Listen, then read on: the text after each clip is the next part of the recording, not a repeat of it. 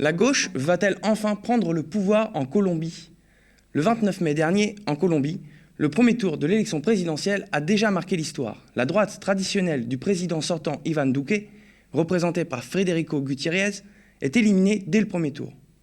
Mais surtout, c'est le candidat de la gauche, l'ancien guerriero Gustavo Petro, qui est arrivé en tête devant Rodolfo Hernández, un riche chef d'entreprise sans parti politique. Si la gauche venait à l'emporter, cette dernière viendrait mettre un terme à 212 ans de domination de la droite. C'est simple, depuis l'indépendance de la Colombie, la gauche n'a jamais gouverné le pays. Cette première place a été acquise au prix d'une très large coalition de la gauche colombienne, le Pacte historique. Et Gustavo Petro a mené une campagne axée sur le thème de la justice sociale et de la consolidation des accords de paix. Mais rien n'est gagné. En face, Rodolfo Hernández est un chef d'entreprise millionnaire qui a fait sa campagne sur la lutte anticorruption et il est fortement soutenu par les conservateurs du pays. Un genre de Trump à la colombienne, toute proportion gardée. Mais pour en savoir plus sur ce scrutin historique, sur ces deux candidats, l'état des rapports de force et les perspectives que l'on peut déjà dégager, je reçois sur le plateau du Média Fabien Lassalle-Dumez. Bonjour Fabien. Bonjour. Merci d'avoir accepté cet entretien. Peut-être que tu peux nous expliquer un petit peu plus en détail ce qui fait justement le caractère historique de ce scrutin et ce qu'on a déjà pu observer dès le premier tour de l'élection présidentielle colombienne. Comme tu as déjà dit l'essentiel, c'est le seul pays d'Amérique latine, le seul pays d'Amérique du Sud en tout cas où la gauche n'a jamais été au pouvoir en Colombie sous une quelconque forme. Il y a une hégémonie de la droite depuis la création du pays et depuis 20 ans d'un phénomène particulier de la droite qui s'appelle l'ouribisme, qui est une sorte de version mafieuse et particulièrement extrémiste de la droite. L'élection dont le second tour va avoir lieu ce dimanche pourrait permettre pour la première fois à la gauche de l'emporter. Alors déjà en 2018, Gustavo Petro était parvenu au deuxième tour, il avait fait 41% des voix au deuxième tour, et c'était la première fois que la gauche était au deuxième tour. Traditionnellement, c'était deux candidats de droite qui s'affrontaient. En fait, le conflit armé qu'il y a eu pendant 60 ans en Colombie a stigmatisé la gauche qui était associée aux guérillas, donc au terrorisme, etc. C'est quelque chose qui est encore présent aujourd'hui, mais qui, avec la signature de l'accord de paix avec les FARC en 2016, est en train peu à peu de s'amenuire, notamment par le fait que la gauche n'ait jamais été au pouvoir. Il n'y a jamais eu de politique sociale, il n'y a jamais eu de politique redistributive, il n'y a pas eu de redistribution de terres, ou en tout cas dans des proportions très faibles, contrairement aux autres pays d'Amérique latine où à un moment ou à un autre il y a eu une réforme agraire. Et donc on est dans un des pays les plus inégalitaires au monde. On a des gens très riches qui concentrent tout, qui concentrent toutes les entreprises, les terres, etc. Puis à côté de ça, on a 42% de la population qui vit sous le seuil de pauvreté, c'est-à-dire avec moins de 80 € par mois en Colombie. Donc voilà, ces élections-là, elles peuvent mettre un terme à un système mafieux et à une situation de forte inégalité, très forte inégalité en Colombie. Donc au premier tour, c'est la première fois que la droite n'est pas présente, puisque, comme tu l'as dit, Federico Gutiérrez, qui était le candidat auquel tous les secteurs de la droite se sont alliés, a perdu avec 24%, et il a été dépassé par un phénomène qu'on a vu venir seulement quelques jours avant le premier tour, qui est Rodolfo Hernández, et qui est, on pourra parler plus tard, qui est un candidat effectivement extrêmement démagogue, assez difficilement classable en fait. Ouais. Oui, parce que dans l'introduction, je disais de façon, pour le schématiser un peu rapidement, un Trump à la colombienne. Évidemment, c'est plus compliqué que ça. C'est pas vraiment un Trump à la colombienne. C'est autre chose. Vraiment inclassable. Il est vraiment inclassable, Rodolfo Hernández. C'est un multimillionnaire qui a fait sa fortune en construisant des logements pour les personnes pauvres. Oui, il était dans le logement social, hein, c'est ça. Enfin, social, c'est vite dit, parce qu'en fait, c'était des logements de très mauvaise qualité qu'il construisait et qui vendaient à crédit aux plus pauvres. Et c'est comme ça qu'il s'est enrichi. Il a quelque chose comme 100 millions d'euros aujourd'hui. Très âgé, il a 79 ans. Son surnom, c'est Alvierito, le petit vieux. Il aime bien qu'on l'appelle comme ça. Ouais. Et en fait, lui, il faisait pas de politique. Et, il y a quelques années, il est devenu maire de Bucaramanga, qui est une ville assez importante au nord-est du pays. Son principal argument de campagne, c'est je suis tellement riche que j'ai pas besoin de piquer de l'argent dans les caisses. Donc je ne serai pas corrompu et je vais chasser tous les corrompus du pays. Donc il a fait sa campagne sur TikTok essentiellement. Il a quasiment pas fait campagne, il est quasiment pas sorti de sa cuisine où il faisait ses vidéos sur TikTok, ou alors c'est des vidéos parfois complètement lunaires où on le voit torse nu, le torse très velu sur sa piscine, où il dit des choses assez incohérentes, Ouais, etc. il fait le Et lui, il show, se quoi, en débrouille fait. comme mon petit système. Il fait complètement le show et ça a bien marché en fait. Ce qui s'est passé, c'est que Gustavo Petro a voulu se ranger un peu, mais ça on en parlera aussi. Et donc il a fait des alliances avec des gens plus insérés dans la classe politique. Et en fait, Gustavo Petro, qui fait de la politique depuis 30 ans, il est vu comme quelqu'un dans le système aussi par une partie de la population. Alors que lui, il Ouais. arrive et il dit bah, écoutez, moi, je suis. Je suis nouveau en politique, j'ai jamais fait de politique, votez pour moi, je ne suis pas comme tous ces gens. Et alors, à partir de là, il insulte tous ses adversaires, il est assez grossier, il les traite de corrompus, de crapauds, ce genre de choses. Mhm. Et puis après, il a toute une liste de propositions qui est vraiment très baroque en fait. Alors, Ouais. d'un côté, il dit je vais envoyer tous les Colombiens à la mer, il veut supprimer les ambassades pour faire des économies, le ministère de l'Environnement. Son programme économique est très néolibéral parce qu'il propose des baisses d'impôts, il propose d'augmenter le temps de travail, mais en même temps, il veut mettre en place un revenu de base. Il y a des propositions très conservatrices et en même temps, il propose des choses comme donner de la drogue aux toxicomanes. Il n'est pas contre l'avortement et le mariage homosexuels qui sont déjà prévus en Colombie. Ouais, il mange Mais un peu partout, quoi. enfin, c'est vraiment une liste à la Prévert de propositions Ouais. qui sont assez incohérentes entre elles, en fait. Sauf qu'il a dit lui-même rien ne m'engage à les appliquer. Ouais, d'accord. De toute façon, elles ne sont pas financées. Quand vous allez dans son programme, vous regardez le chapitre économique. Donc là, vous attendez à avoir un financement des propositions. Et la seule chose qui est proposée, c'est une baisse de la TVA. D'accord. Euh, et puis au-delà de ça, c'est quelqu'un, oui, qui pose question. Enfin, parce que, par exemple, au cours d'une conférence de presse il y a quelques années, il a dit que son modèle, c'était Adolf Hitler. Alors après, il a dit que c'était un lapsus et qu'il voulait parler d'Albert Einstein. Mhm. Il a dit qu'il allait gouverner par décret.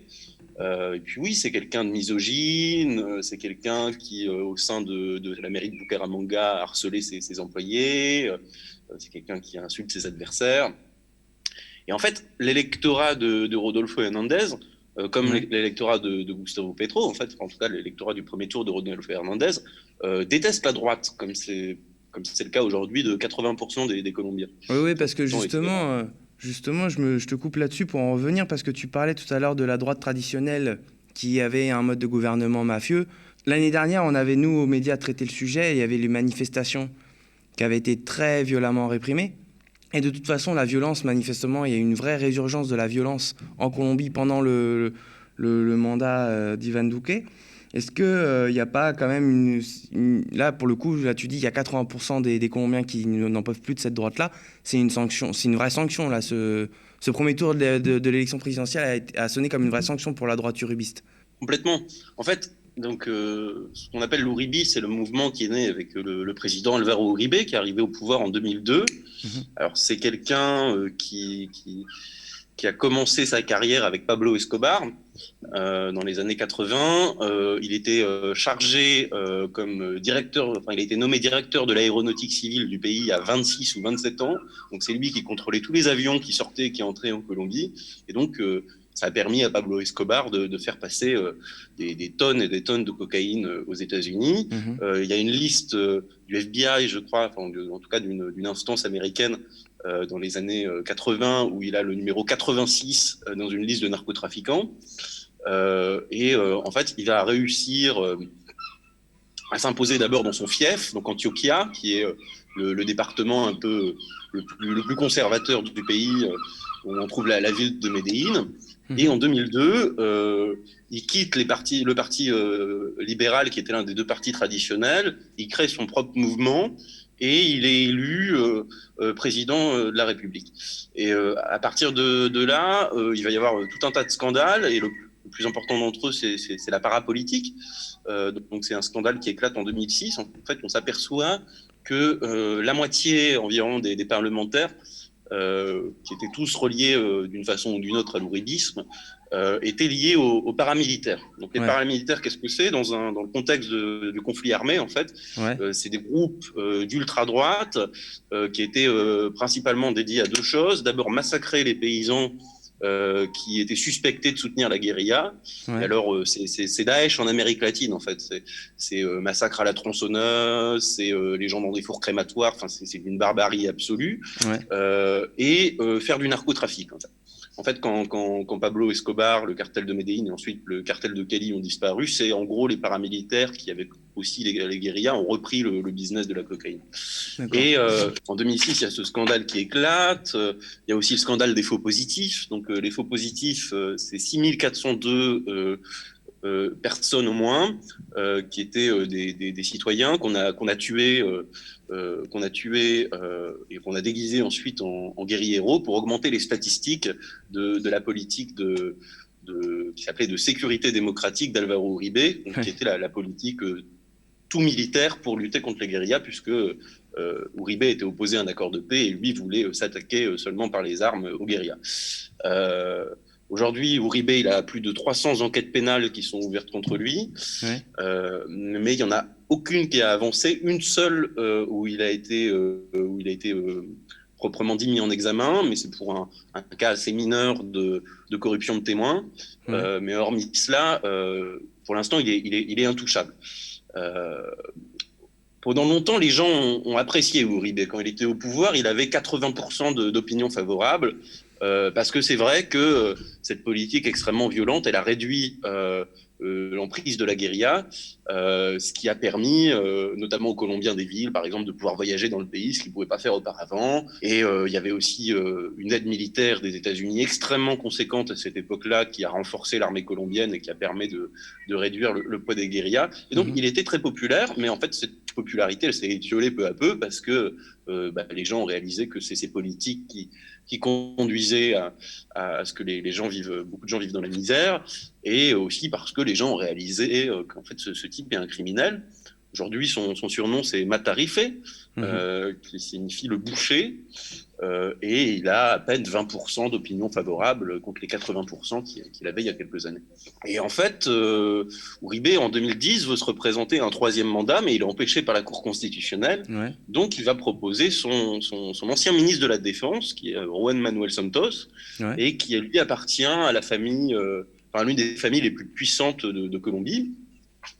Sauf que Santos, une fois au pouvoir, va rompre avec Uribe, et il va avoir une politique néolibérale assez classique, moins violente, et il va accepter de lancer un processus de paix avec les FARC qui va se conclure avec l'accord qui a été signé en 2016. Qui va être ralenti par Iván Duque ensuite. Exactement. Donc Uribe insulte Santos, le traite de traître, etc. Et puis c'est vrai que la politique néolibérale de Santos, malgré qu'il signe l'accord de paix, conduise à ce qu'il soit très impopulaire à son tour. Et en 2018, on a l'élection qui oppose donc au deuxième tour Iván Duque, qui était un parfait inconnu, personne ne le connaissait un an avant l'élection, à Gustavo Petro. Alors, il y a eu des fraudes assez importantes et c'est difficile de dire qui a vraiment gagné, mais quoi qu'il en soit, c'est Iván Duque qui est arrivé à la présidence. Et dès son élection, le surnom d'Iván Duque, ça a été le sous-président, en fait. Parce que le vrai président, c'était toujours, et c'est toujours de fait, Alvaro Uribe. Oui, beaucoup de gens le critiquaient comme quoi c'était la marionnette d'Uribe, quoi.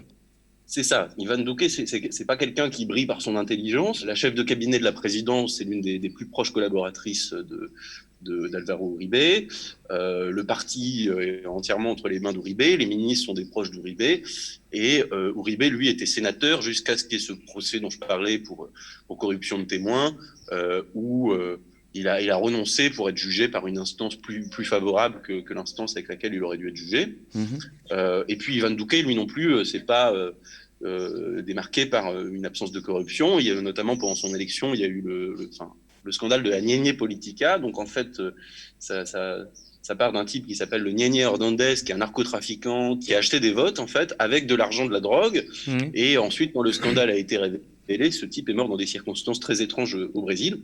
Et donc voilà, ce système mafieux s'est perpétué, et la signature des accords de paix en 2016, elle a conduit à un un rejet absolu de la droite parce que les accords de paix, ils mettent en place une justice transitionnelle, ils mettent en place des instances pour la vérité, etc.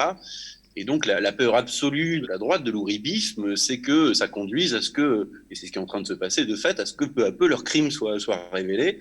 Et c'est pour ça qu'ils veulent absolument empêcher l'accord de paix. Il s'y était opposé en 2016 et ils continuent de s'y opposer aujourd'hui. Et donc là, il y a deux options qui sont possibles. Ou Petro, et dans ce cas-là, ça devrait conduire en fait à ce qu'ils soient tous condamnés pour crimes contre l'humanité, ou bien Rodolfo Hernandez, et avec Rodolfo Hernandez, on peut s'arranger. Donc, dans la minute qui a suivi les résultats du premier tour, la totalité de la droite est venue se ranger à Rodolfo Hernandez, l'a soutenu, etc., alors que le type n'a pas vraiment de programme, etc., juste parce qu'il voit en fait en lui la possibilité ou idéalement de se maintenir au pouvoir, ou à minima de pas être jugé. Ouais, parce que justement, Gustavo Petro, il a beaucoup fait campagne sur ces histoires d'accords de paix, sur la fin de la violence, aussi la justice sociale. Mais est-ce que peut-être tu peux... c'est le personnage qui nous intéresse évidemment le plus ici, Gustavo Petro. Est-ce que peut-être tu peux nous en dire un peu plus sur son personnage, sur son profil politique, parce qu'il est à la tête d'une coalition assez large quand même. Donc... Est-ce qu'on peut en dire un peu plus sur sa ligne politique, sur la ligne politique sur laquelle, en tout cas, il a fait campagne? Gustavo Petro, c'est quelqu'un qui a commencé son engagement politique dans une guérilla qui s'appelle le M19. Donc en fait, dans les années 70, il y avait une sorte d'alternance organisée entre les deux partis traditionnels, qui s'appelait le Front National. Ouais. Et c'était impossible pour d'autres alternatives politiques d'émerger. Il y a eu des élections qui ont été volées et ça a conduit à la constitution de guérilla. Et le M19, c'était une guérilla un peu particulière parce que c'était une guérilla qui était urbaine, qui se revendiquait marxiste, mais pas avec une vision dogmatique du marxisme comme pouvaient l'avoir d'autres guérillas, une vision beaucoup plus ouverte, et qui disait en gros, nous on est marxistes, mais on ne veut pas imposer le marxisme par les armes, ce qu'on veut c'est une vraie démocratie, on veut une nouvelle constitution, une fois qu'on a ça, on se démobilise. Et donc, plutôt que des actions... qui visaient à conquérir des territoires, etc. C'était surtout des actions symboliques. Par exemple, leur première action, c'était de voler l'épée de Simon Bolivar, qui est le libérateur du pays. Donc, et des actions assez spectaculaires. Par exemple, ils ont pris en otage pendant 2 mois l'ambassade de République dominicaine avec 80 ambassadeurs à l'intérieur. Et Gustavo Petro, lui, a milité dans cette guérilla, tout en ayant une carrière politique en parallèle, en étant conseiller municipal, donc d'une part dans la clandestinité et d'autre part dans la vie politique légale. Finalement, il a été arrêté, il a été en prison quelques années, il a été torturé, etc. Et au moment où il était en prison, en 1985, il y a eu un événement qui a été considéré comme un drame dans l'histoire colombienne, qui est la prise du palais de justice. En fait, le M19 veut prendre en otage la Cour suprême pour obtenir cette nouvelle constitution. Sauf que ce qu'ils ne savaient pas, c'est qu'à l'intérieur de la Cour suprême, il y avait tous les dossiers qui montraient les liens entre Pablo Escobar et le gouvernement de l'époque. Donc, qu'est-ce qui s'est passé? Le gouvernement est arrivé avec les tanks, a tout fait sauter. Il y a plus de 100 personnes qui sont décédées, dont l'ensemble des juges de la Cour suprême, et ça a été un drame national. Et ça a été un choc qui était tel dans l'opinion que, en fait, le peuple colombien s'est réveillé, et ça a conduit finalement à la nouvelle constitution qu'espérait Gustavo Petro et ses camarades. Donc en 91, il y a une nouvelle constitution qui est adoptée, et très franchement, je pense que c'est l'une des constitutions les plus progressistes au monde. Ça reconnaît tout un tas de droits sociaux, des droits pour les communautés indigènes, des droits pour l'environnement, ce qui était complètement révolutionnaire à l'époque. Ouais. Et Petro, à partir de là, dit on a gagné notre combat, on a eu notre nouvelle constitution, et il entame une carrière dans la vie politique classique. Donc, ouais. Il va être député, il va être sénateur, il va être maire de Bogota, même s'il sera viré de son poste via des magouilles judiciaires. Et sa ligne politique, elle devient plus modérée. C'est-à-dire que c'est un social-démocrate radical. Oui, c'est ça. C'est exactement là-dessus qu'il a fait campagne. Et c'est une ligne quand même effectivement assez consensuelle. On est loin d'une ligne politique parce que en France, on connaît peut-être pas forcément bien à quoi peut ressembler la gauche colombienne. Donc on peut se dire c'est la gauche à Chavez ou à la Evo Morales. Pas du tout, c'est une gauche beaucoup plus consensuelle. Oui, social-démocrate, oui. Et il a fait campagne là-dessus, c'est sa ligne politique. Oui, donc la ligne politique qu'il a eue pendant la campagne, c'était une ligne qui était d'abord humaniste. C'est un terme assez vague, mais ça passait par la défense des accords de paix. Ça, c'était central. Appliquer les accords de paix qui en fait sont plus appliqués depuis que Duque est au pouvoir en 2018. C'est l'idée de défendre les droits humains. L'un de ses slogans, c'est « On va transformer la Colombie en la première puissance mondiale de la vie ».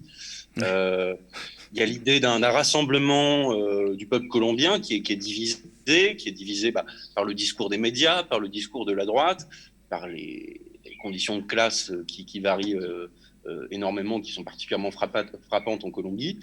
Donc il y a cette idée de rassembler le peuple, d'accroître le système démocratique, de mettre fin à la corruption énorme qu'il y a au sein du système démocratique.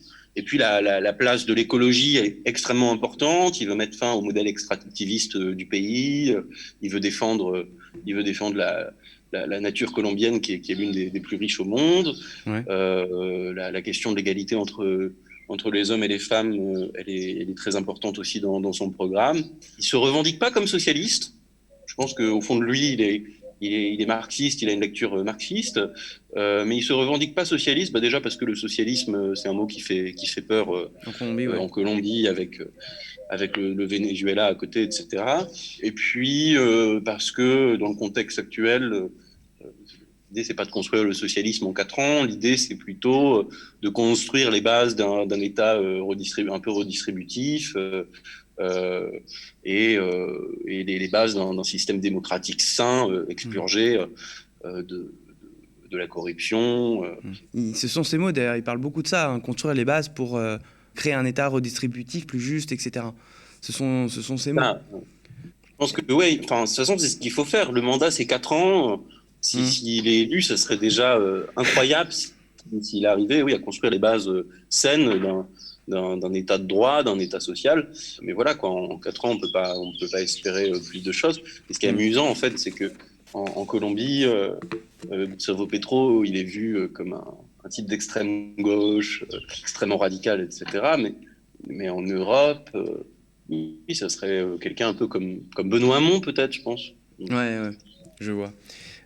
Par contre, il y a des trucs qui sont un petit peu sortis là, dans la presse récemment, comme quoi sa stratégie réseaux sociaux, elle est un peu ciblée en Colombie. C'est le Courrier international qui a relayé ça hier. Est-ce que tu veux réagir ou nous dire deux, trois mots là-dessus ? C'est une campagne de dénigrement qui vient de la droite, ou est-ce qu'il y a vraiment un souci avec sa stratégie réseaux sociaux ? Ah non, en fait, ce qui s'est passé, et ça c'est vraiment une manière extrêmement sale de faire de la politique, comme il y en a beaucoup en Colombie. Donc vous avez Semana, qui est le torchon de l'extrême droite colombienne. Valeur actuelle, à côté, c'est des gauchistes, qui a sorti des vidéos la semaine dernière, où en fait on voit l'équipe de campagne de Gustavo Petro en réunion. Alors, je sais pas combien d'heures de vidéos ont été enregistrées, mais énormément. Donc des réunions de l'état-major de la campagne où ils discutent de la stratégie. En fait, il y avait une caméra cachée au sein du siège de Gustavo Petro. Et donc, on entend des choses mais qui ne sont pas particulièrement choquantes, quoi. Enfin, c'est de la stratégie politique. Donc, comment on va faire pour diviser le centre ? Comment on va faire pour décrédibiliser Fico Gutiérrez, etc. Il n'y a pas que ça, d'ailleurs, mais oui, il y a ces éléments-là qui ont été repris. Et donc, aussitôt, Semana a accusé, en se basant sur ces vidéos, Gustavo Petro de faire lui-même une campagne sale, etc. Alors que tout le monde fait ça en politique. Et ce qui est complètement incroyable, complètement dingue, c'est qu'il y a une enquête qui a été ouverte, mais pas contre par rapport à ces écoutes illégales, à l'espionnage des équipes du candidat, non, contre Gustavo Petro, qui est accusé de corruption électorale. Parce que quelque chose que j'ai oublié de dire tout à l'heure, qui est très important, c'est que Rodolfo Hernández, qui a placé la question de la lutte contre la corruption au centre de son discours, il est lui-même accusé de corruption, et en fait, on l'accuse d'avoir trafiqué un appel d'offres dans sa ville pour l'attribuer à l'entreprise de son fils, et il y aura un procès qui va se tenir dans quelques semaines. Donc ça fait vraiment du mauvais genre quand la question de la corruption elle est au centre de votre discours. Ouais. En tout cas, c'est pas des pratiques qui sont nouvelles, l'espionnage en Colombie. À l'époque d'Alvaro Uribe, il y a eu un autre gros scandale qui s'appelait le scandale des chuchazas, des écoutes illégales. Donc en fait, vous aviez une institution qui s'appelle le département administratif de la sécurité, qui était le service de renseignement colombien, mais qui servait plus de police politique en fait, qui était complètement noyauté par le paramilitarisme et qui mettait sous écoute des opposants politiques, des journalistes, des défenseurs des droits humains, etc. Et qui travaillait main dans la main avec les paramilitaires en disant bon bah il y a celui-là, faut aller le tuer en fait. Et il y a des dizaines, des centaines de personnes qui ont été tuées parce qu'elles ont été pointées du doigt par le service de sécurité. Donc ouais, c'est pas quelque chose de nouveau de faire des écoutes illégales en Colombie. D'accord. Pour finir, une dernière question. Alors déjà, où se situent les rapports de force? Quelles sont les chances pour Gustavo Petro de remporter cette élection présidentielle? Et quelles sont les perspectives de gouvernement auxquelles on peut s'attendre si jamais Gustavo Petro était élu? C'est assez difficile de prévoir ce qui va se passer. On va dire que la présence au deuxième tour de Rodolfo Hernandez, elle a complètement rabattu les cartes parce que tout le monde s'attendait à un second tour entre la droite et Gustavo Petro. Et dans ce cas-là, l'élection de Gustavo Petro était assurée parce que les électeurs de Rodolfo Hernandez, qui sont d'abord des électeurs anti-système, même s'il y en a beaucoup qui n'aiment pas non plus à gauche, qui n'aiment pas non plus Gustavo Petro, ils auraient sans doute préféré, pour la plupart, voter pour Gustavo Petro que pour la droite. Mais là, on est dans une configuration où les électeurs de Rodolfo Hernandez vont voter pour lui, et en parallèle, une grande partie de la droite, l'immense majorité de la droite, va voter pour Rodolfo Hernandez pour éviter le castro-chavisme que représente Gustavo Petro.